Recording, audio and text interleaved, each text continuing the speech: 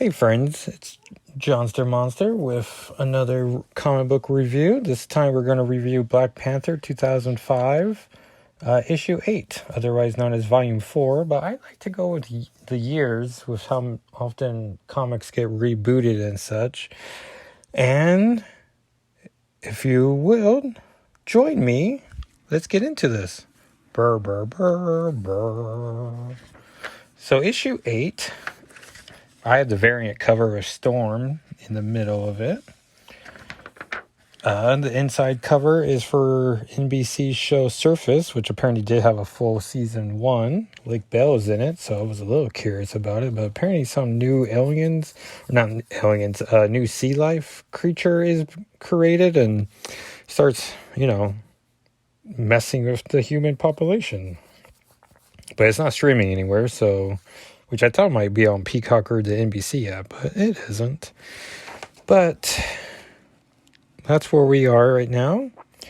It's issue 8, November 2005. Previously, and it doesn't say this, but this is part 2. Well, it does say part 2, but part 1 was an X-Men 175 adjective of this.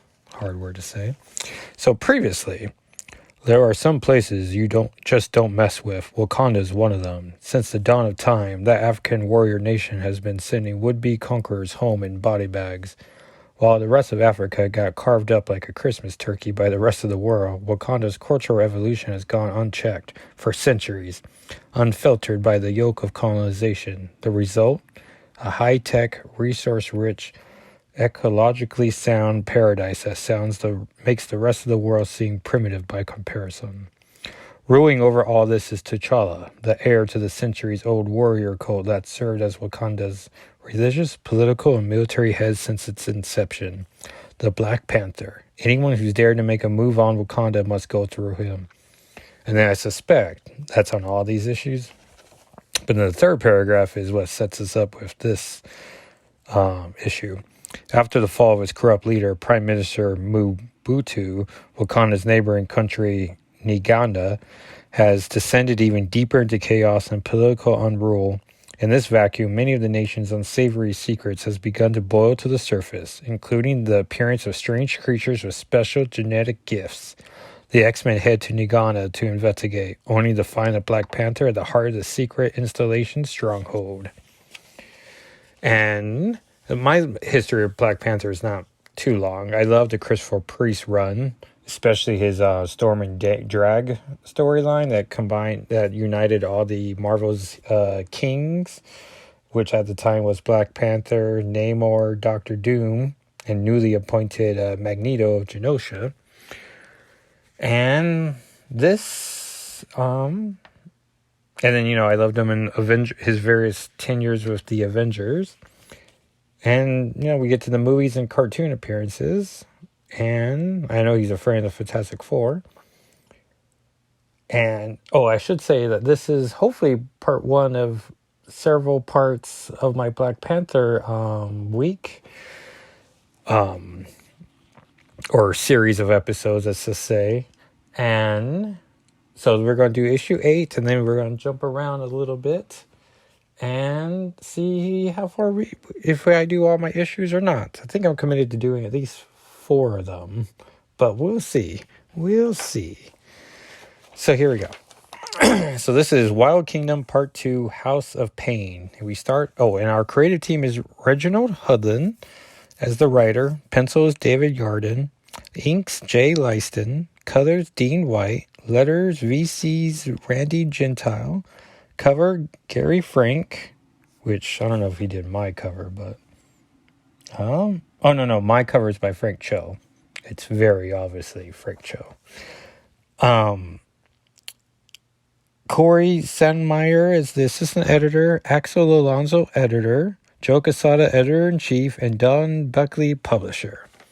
And so we start off with the X-Men are in a laboratory with Black Panther, and we see the team for this issue is Wolverine, Iceman, Polaris, Storm, Gambit, Rogue, and Havoc. Which isn't a bad team. Good combination of all new casts. Got OG member in there. Guess we're going to be generous. Havoc and Polaris are 7. And then Gambit and Rogue, so, got 90s feel as well. None of that nonsense of post-90s X-Men. Storm's in a great black outfit that I probably think of her like my ideal Storm, which is like an all-black unitard with like the yellow trimmings and the long cape. And then maybe, I guess, 80s, biker Storm is my second, and then 90s Storm is a third for iconic appearances. Anyway, so they're confronting Storm's leading the discussion, saying, "What's going on here?" Horrible Storm impression.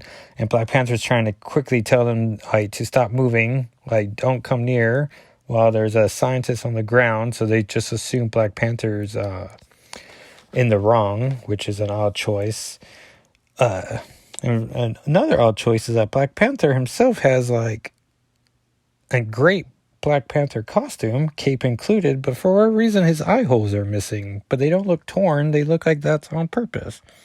I guess so we can see his eyes, but it seems like, and that's going to pay a part later, you think you would have your eyes covered there. But he's a king, so, who am I to tell him what to do? Iceman whispers, what does this guy think he is? And Storm's like, a king? Which is honestly, by now, I feel like everyone knows who Black Panther is. But Gambit's quick to say, not out of this country. And Havoc shouted, we want some answers, Panther. And then the scientist stands up and goes help me, help me. And of course they believe him. While Black Panther, Panther pounces behind him don't move. And then Panther locks himself in the same room with the scientist and starts wailing on him. And Havoc's well, this is unacceptable. And Storm's no, maybe we should, talk this out. And Havoc tells him, well, I'm the commander of this team and I'm calling it. Which is yikes. I don't know, Storm and Havoc's on the team. I'm going to heed whatever Storm says. But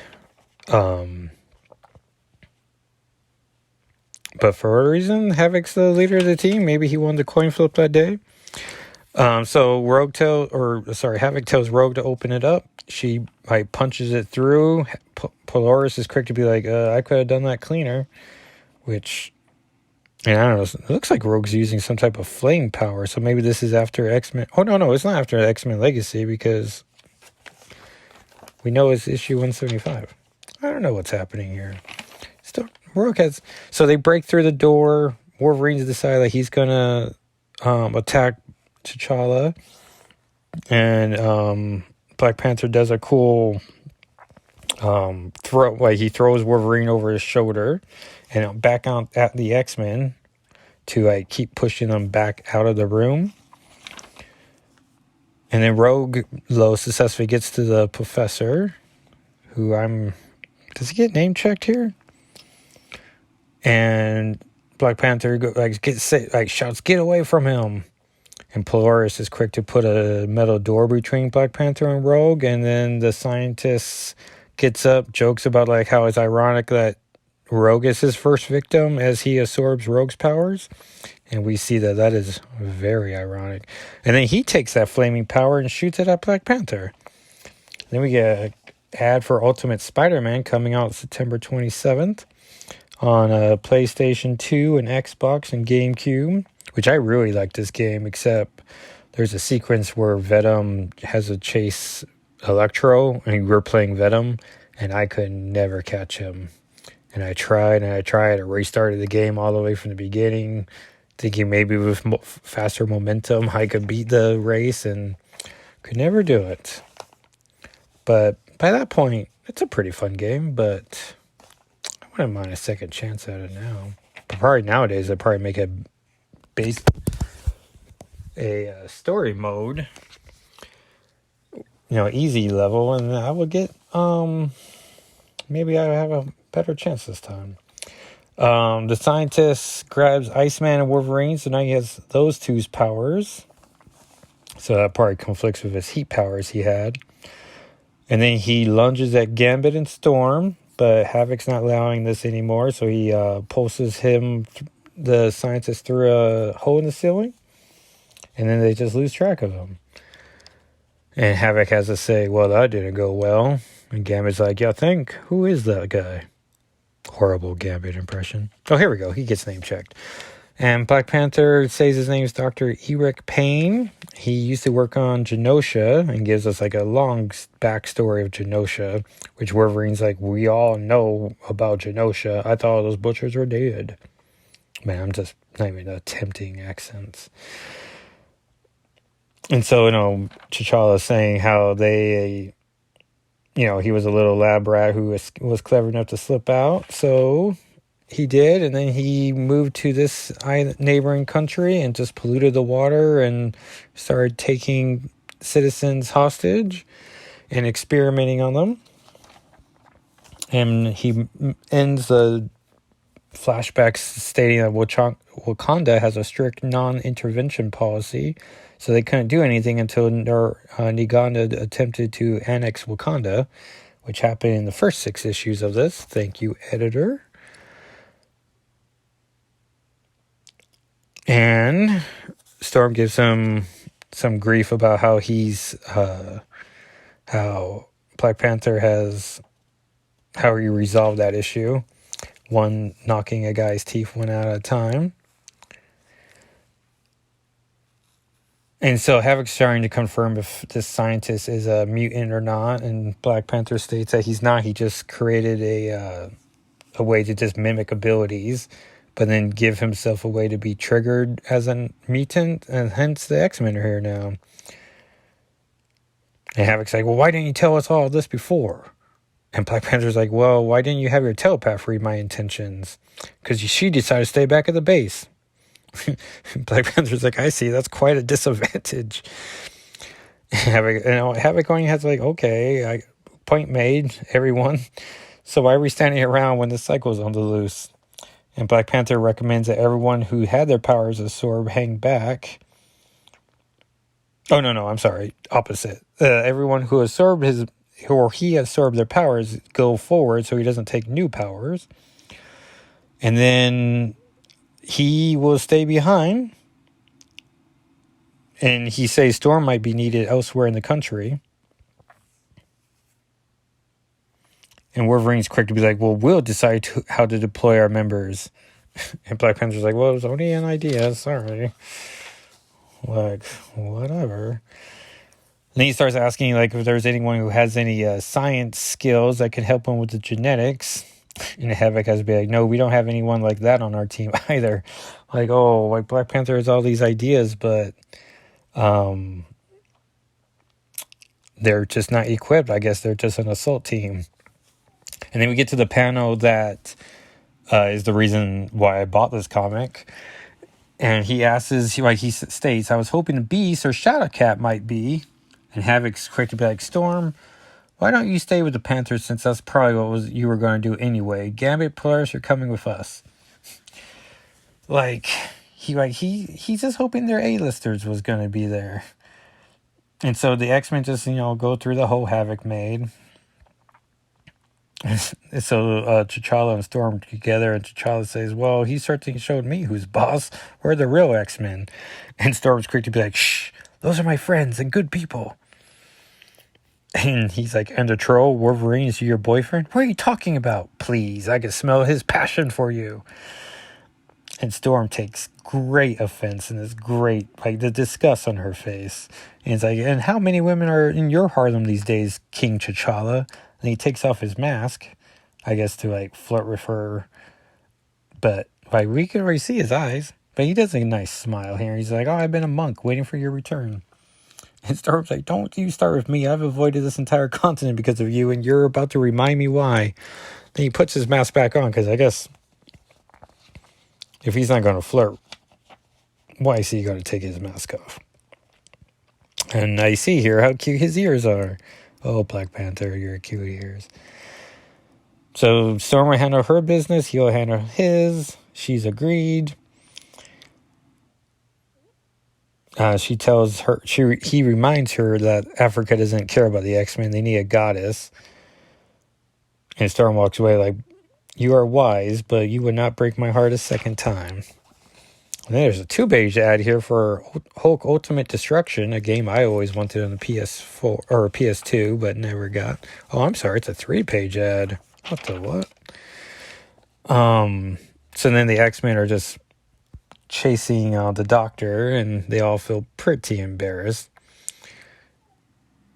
And Iceman's like, I don't think the Panther likes mutants. And Wolverine's like, he's searching like Storm. I can smell it. Like, what is with these men smelling each other and how their pheromones are all activated by Storm? But I get it though. Storm is quite the queen. And then Havoc's giving direction about like Iceman seal up all the vents, trying to lure Dr. Oh man. It's not Dr. Payne. Well, that would be a lot easier. Start with P though, right? Dr. Eric Payne. Oh no, I was right. Ridiculous. You gotta have self-confidence in yourself. And so, as he freezes all the vents, Payne starts heating his way out of them, and then Polaris is trying to smash where the heat blasts are coming from. But then, like, there's all these fumes, and the X-Men are falling, but Wolverine is the last to fall. And then all of a sudden gets stabbed through the chest from behind with bone claws. And Dr. Payne's like, wow, these are nice. It's a pretty great splash page of the fallen X-Men. Meanwhile, these goons are running around abusing women and children. And I think they're mad at them because the X-Men are here, destroying their way of life. And there's a ad here for X-Men Legends 2, which I literally tweeted about the other day, about how they should remaster X-Men Legends 1 and 2. Because I would love to replay those games. And so, this mother and daughter are running away, and one of them implies, wait, what are you doing? I need the little one to cure my affection. Virgins cure AIDS. But they're just going to kill them. But these two, I don't know what these are, pumas maybe? And Storm, like, they get lightning struck. And Storm is not going to allow anyone to be hurt under her protection. She's going to destroy any man who dares touch them. And these, like, goons are just like, we're not scared of your sorcery. And they're like, you may be a ghost, but we'll cut you all the same. And I don't know why they assume Storm's a ghost. But she is definitely, like, lightning blasting all of them. It says, cut me with what? So does anyone else want to rape and murder? Raise your weapon to me and see how kind of man you really are. And no one wants to do it. Who can blame them? I mean, well, it's a Marvel comic, so maybe it makes sense all the Marvel games are being promoted, but Marvel Nemesis Rise of the Imperfects gets a splash page, which I'm not much of a fighting game guy, so I purposely let that go. Black Panther's back in the lab trying to figure out all the science of everything when a baboon grabs him and starts tossing him around, and Black Panther's like, now that's a lot of gorilla. And it looks like he's not winning the fight at all. But then he's starting against a wall, and he's like, baboons, I hate baboons. So he realizes his earlier mistake, and he wasn't fighting a gorilla. It was a baboon. But this one starts talking. Oh, no, actually, it's a baboon and a gorilla. Nature's best friends. And so he's, like, squinting, like, you can talk. And the baboon's like, oh, and a lot more than that. Look into my eyes, look. And that's when I'm like, wait. Like, Black Panther's eyes are just out there for anyone to fall in love with. And it's like, well, if he had, like, eye slants, would he have had, like, protective gear? Because at one point, he was essentially like Batman, where he, not only a master detective, but a statistician and just gizmos all throughout the suit. So I can imagine he would have had some eye protection in there. There's a WWE Day of Reckoning 2 for the GameCube, it looks like. which I'm reminded about how bad the original like SmackDown games were on the first PlayStation, but they got better like around No Mercy, but it does not look like we're in that era. Did the N64 come after the GameCube or before the GameCube? I feel like it came after, right? I don't know. I know I didn't have a GameCube, but I did have an N64, so I suspect I missed the GameCube and N64, and I'm pretty sure we've had a Nintendo system ever since. So now we see Payne has locked up all the X-Men, well, minus Storm, into all these tubes, and he's commenting to someone. Looks like he has a headset on, and he can either I see. If you're interested in some new items that just acquire, they are available in singles, a complete set, or in parts. And he starts a chainsaw, and Polaris and Iceman are not thrilled. And the story will be continued in X-Men 176, which I don't own. So this was an exciting part 2. Next issue, more Panther, more X-Men, more giant apes. Enough said. And see here, who do you have their letters in here? Captain Gerald J. Boone Auberk for the U.S. Air Force out of Texas. Robert Taylor from Akron, Ohio. And Nick Bush from Maryland. And there's also a backup strip involving Nick Fury's Howling Commandos. And so, yeah, that was Black Panther 2005's issue 8. Or maybe Black Panther issue 8 of the 2005 volume.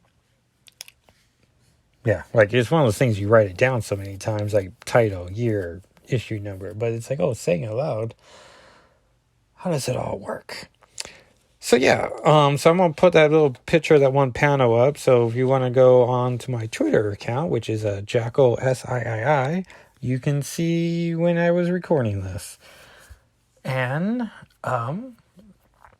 so you can follow me on there. You can follow me on YouTube as also Jackal SIII. And the blog, The Shadow and Flame with Magic. I don't know why I got stuck there. Oh, I got stuck there because all of a sudden I was like, wait, did I even say this was episode 3 of the podcast? And the name of the podcast? I don't think so. So we're still working out the kinks of all this. But thank you so much for listening. And if you'll subscribe and give us a review and rate 5 stars, please. Really appreciate it. I think with episode, I'm like Evil Jeff of Comic Book Queer's Legacy, where I'm going to get my issues and episodes backwards. Like I can see where it happens so easily. But I think I'm going to try to see how this blog goes, how this podcast goes without any advertising. And then with episode 10, really start like telling people. So I appreciate those of you who found me or found the podcast. And you can also follow the podcast's Twitter account at SNFWM. And I'm sure that Twitter account will appreciate the follows as well. Well, until next time, thank you so much again for listening. Goodbye. I gotta work on that.